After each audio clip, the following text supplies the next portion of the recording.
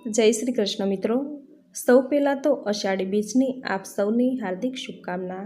આજે વર્ષનો શુભ અને ઉત્તમ દિવસોમાંનો એક દિવસ અષાઢી બીજ છે, જે શુભ કાર્યો કરવા માટેનો સૌથી ઉત્તમ દિવસ છે। આજે દરેક શુભ માંગલિક પ્રસંગો આખો દિવસ કરી શકાશે।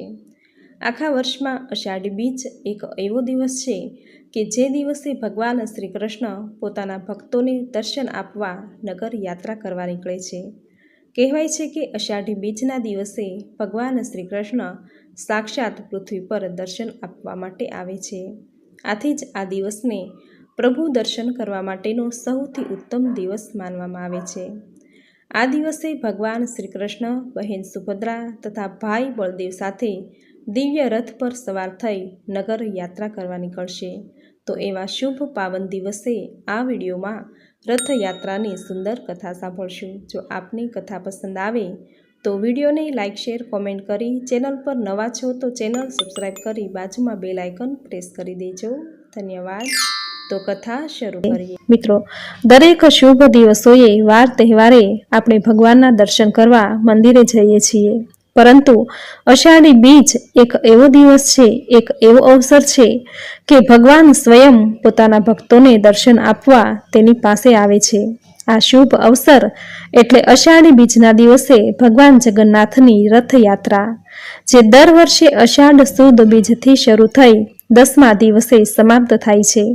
આમ 10 દિવસ ભગવાન જગન્નાથની યાત્રા કાઢવામાં આવે છે। આજના શુભ દિવસે ભગવાન જગન્નાથ તેમની બહેન સુભદ્રા અને ભાઈ બલરામ સાથે રથ પર સવાર થઈ નગર યાત્રા કરવા નીકળે છે।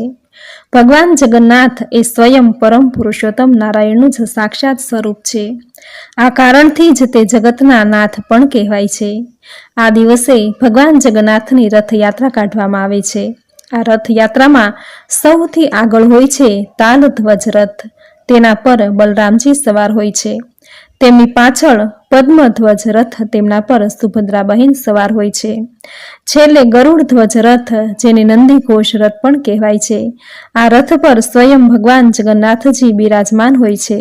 આમ ભાઈ બલરામ અને બહેન સુભદ્રા સાથે ભગવાન જગન્નાથ નગર યાત્રા કરવા નીકળે છે। તેમના ભક્તો હર્ષ ઉલ્લાસથી આ યાત્રામાં જોડાય છે અને ભગવાનના રથ હાંકવાનો લહાવો લે છે। એવું કહેવાય છે કે જે વ્યક્તિ પૂરી શ્રદ્ધાથી ઉઘાડા પગે ભગવાનનો રથ હાંકે છે, તેમના જીવનનો રથ ભગવાન સ્વયં હાંકે છે। તેમના જીવનની દરેક મનોકામના પૂરી થાય છે। આમ અષાઢી બીજના દિવસે રથયાત્રાનો ઉત્સવ ધામધૂમથી દરેક શહેરમાં ઉજવાય છે। આ રથયાત્રા પાછળની ઘણી બધી દંતકથાઓ છે। તેમાંની એક કથા એવી છે કે એકવાર દેવી સુભદ્રા પોતાના સાસરીમાંથી દ્વારિકા આવ્યા હતા। તેમણે પોતાના બંને ભાઈઓને નગર દર્શનની ઈચ્છા જણાવી। શ્રી કૃષ્ણ અને બલરામે તેમને એક રથ પર બેસાડ્યા અને તેઓ અલગ અલગ રથ પર સવાર થઈ ગયા। સુભદ્રાના રથને વચ્ચે રાખવામાં આવ્યો અને ત્રણેય ભાઈ બહેનો નગર યાત્રા પર નીકળી પડ્યા। સુભદ્રાજીની નગર યાત્રાની ઈચ્છાની સ્મૃતિમાં જગન્નાથપુરીમાં દર વર્ષે રથયાત્રા નીકળે છે અને 10 દિવસ સુધી ઉત્સવ ચાલે છે। જગન્નાથ મંદિરેથી દર વર્ષે રંગે ચંગે રથયાત્રા નીકળે છે। રથ પર સવાર શ્રી કૃષ્ણ, બલભદ્ર અને સુભદ્રાજીના દર્શન કરીને ભક્તો ધન્યતા અનુભવે છે। ત્રણેય મૂર્તિઓ સામાન્ય મૂર્તિઓથી એકદમ અલગ છે। રથયાત્રાની ત્રણેય મૂર્તિઓને ઉપરનો ભાગ અધૂરો જોવા મળે છે। તેની પાછળની પણ એક કથા જોડાયેલી છે। આ કથા એવી છે કે રાજા ઇન્દ્રદ્યુમન પોતાના પરિવાર સાથે નીલાચલ સાગર પાસે ઓરિસ્સામાં રહેતા હતા। એકવાર રાજા ઇન્દ્રદ્યુમનને ઈચ્છા થઈ કે ભગવાન જગન્નાથ, બલરામ અને સુભદ્રાજીની મૂર્તિ બનાવવામાં આવે। આ વિચાર સતત તેના મનમાં ચાલ્યા જ કરતો હતો। એક દિવસ તેઓ આ જ વિચારમાં ડૂબેલા હતા। એવામાં સમુદ્રમાં એક મોટું કાષ્ઠ તરતું જોયું। તેમને આંતરિક પ્રેરણા મળી કે આ કાષ્ઠમાંથી જ મૂર્તિઓનું નિર્માણ કરીએ તો, પરંતુ સમસ્યા એ ઊભી થઈ કે યોગ્ય શિલ્પીની શોધ ક્યાં કરવી। કહેવાય છે કે જગન્નાથ સ્વામીએ દેવતાઓના શિલ્પી વિશ્વકર્માને રૂપ બદલીને નરેશની પાસે મોકલ્યા। વૃદ્ધ વ્યક્તિનો સવાંગ રચીને વિશ્વકર્મા રાજા પાસે આવ્યા આ વૃદ્ધ શિલ્પીએ રાજા સમક્ષ એક શરત મૂકી કે તે મૂર્તિ તો બનાવશે, પરંતુ 21 દિવસ સુધી તેમના કામમાં કોઈ બાધા ન આવી જોઈએ. રાજાએ શરતનો સ્વીકાર કર્યો. ત્યાર પછી વિશ્વકર્મા હાલમાં જ્યાં જગન્નાથજીનું મંદિર છે તેની પાસે જ એક ઘરમાં મૂર્તિ નિર્માણના કામ માટે કાષ્ઠ સાથે જતા રહ્યા. રાજાનો પરિવાર નહોતો જાણતો કે આ વૃદ્ધ શિલ્પી કોણ છે. ઘણા દિવસો સુધી તે ઘરના દ્વાર બંધ રહ્યા. મહારાણીએ વિચાર્યું કે આ વૃદ્ધ શિલ્પી ખાધા પીધા વગર કેવી રીતે કામ કરી શકશે. 15 દિવસ વીત્યા પછી તેમને લાગ્યું કે વૃદ્ધ શિલ્પી ભૂખને કારણે અત્યાર સુધી તો મૃત્યુ પામ્યા હશે. મહારાણીએ રાજાને પોતાની શંકા જણાવી. તેથી મહારાજાએ દ્વાર ખોલાવતા ત્યાં વૃદ્ધ શિલ્પી ન હતો, પરંતુ તેમના દ્વારા અર્ધનિર્મિત 3 મૂર્તિઓ હતી. આ જોઈ રાજા અને રાણી ઘણા દુઃખી થઈ ગયા. એક ક્ષણે જ ભવિષ્યવાણી થઈ કે હે નરેશ, દુઃખી ન થાશો, અમે આ જ રૂપમાં રહેવા માંગીએ છીએ. મૂર્તિઓને દ્રવ્ય વગેરેથી પવિત્ર કરીને તેમની સ્થાપના કરાવો. અને ત્યારે જ પુરીના મઢમાં રાજાએ જગન્નાથની મૂર્તિની સ્થાપના કરાવી અને તેમનું ભવ્ય મંદિર બનાવ્યું. બીજી એક પૌરાણિક કથા એવી છે કે જગન્નાથની રથયાત્રામાં શ્રી કૃષ્ણની સાથે રાધાજી કે રૂકમણીની જગ્યાએ બલરામ અને સુભદ્રા હોય છે. તેની પાછળનું અને તેમની મૂર્તિ અંગેની આ કથા છે. એકવાર દ્વારિકામાં શ્રી કૃષ્ણ રૂકમણી વગેરેની સાથે શયન કરી રહ્યા હતા. તે દરમિયાન તેઓ ઊંઘમાં જ રાધે રાધે બોલવા લાગ્યા. મહારાણીઓને આશ્ચર્ય થયું. સવારે જાગ્યા પછી શ્રી કૃષ્ણએ પોતાના મનોભાવ તેમની સમક્ષ પ્રગટ ન કર્યા. રૂક્ષ્મણીજીએ બધી રાણીઓને વાત કરી કે વૃંદાવનમાં રાધા નામની ગોપકુમારી છે, જેને પ્રભુ આપણી આટલી સેવા, નિષ્ઠા અને ભક્તિ કરવા છતાં પણ ભૂલી શક્યા નથી. રાધાજીની શ્રી કૃષ્ણ સાથેની રાસલીલાઓ અંગે માતા રોહિણી અવશ્ય જાણતા હશે. તેથી બધી મહારાણીઓએ માતા રોહિણીને વિનંતી કરી કે રાધાજી અને રાસલીલાઓ અંગે વધુ જણાવો. પહેલા તો માતા રોહિણીએ બધું ના પાડી, પરંતુ મહારાણીઓના અતિશય આગ્રહને વશ થઈને તેમણે કહ્યું કે ઠીક છે, પરંતુ પહેલા સુભદ્રાને પહેરો ભરવા માટે દરવાજે ઊભા રાખો, કોઈ પણ અંદર ન આવવું જોઈએ. પછી તે કૃષ્ણ કે બલભદ્ર જ કેમ ન હોય. માતા રોહિણીએ કથા સંભળાવવાનું શરૂ કર્યું.